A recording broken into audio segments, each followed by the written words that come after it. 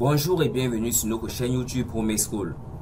Dans cette nouvelle séquence, nous verrons comment caler une image qui ne possède pas de système de coordonnées de référence dans Trimble Business Center.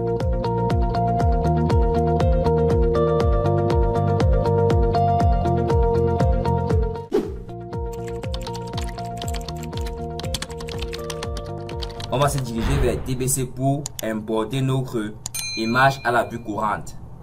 Une fois dans TBC, nous allons faire glisser notre image dans notre vue courante. Notre image plan Yaoundé 2009.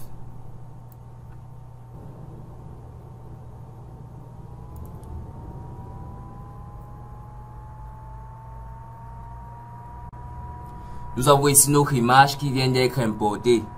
Et on peut voir que le système de coordonnées est encore arbitraire. On peut venir consulter les propriétés de notre image.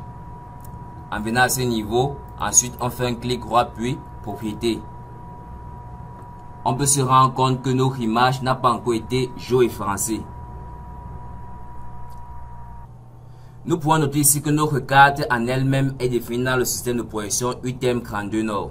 Nous avons les coordonnées inscrites aux extrémités à ce niveau, coordonnées en Y et coordonnées en X, dont l'unité est le kilomètre.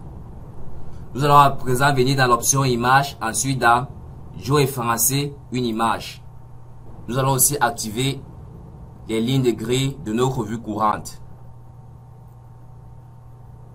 Nous apercevons bien que les coordonnées inscrites sur notre image ne correspondent pas avec celles inscrites sur notre vue courante. Pour que le géoréférencement soit réussi, il faudra au moins 4 points bien repartis sur notre carte, de préférence aux extrémités. Une là, une ici, une autre à ce niveau et une autre là. Et si possible, une dernière au centre. L'étape suivante consistera maintenant à venir ici à ce niveau dans Ajouter.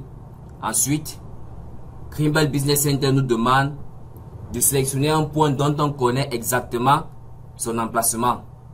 On viendra zoomer sur ce point. On connaît les coordonnées.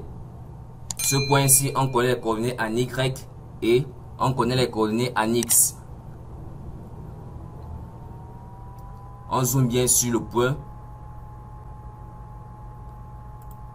Ensuite, on définit les coordonnées. En X, nous avons 772 000.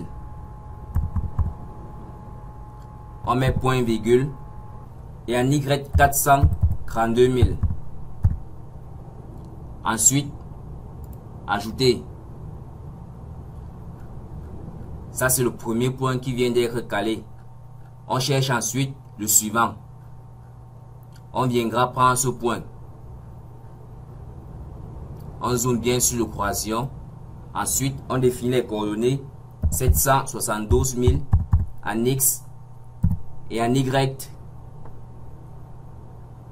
442 000. Ceci séparé par le point virgule. Ensuite, OK. On ajoute. On prendra notre troisième point à ce niveau. On aura ces coordonnées en Y et celle-ci en X. Voici notre point à ce niveau. Nous allons bien zoomer sur le croisillon. En X, 780 000. Point virgule. En Y, 420 000. On ajoute. Et on va choisir un dernier point à ce niveau. Dans cette zone, on prendra ce point.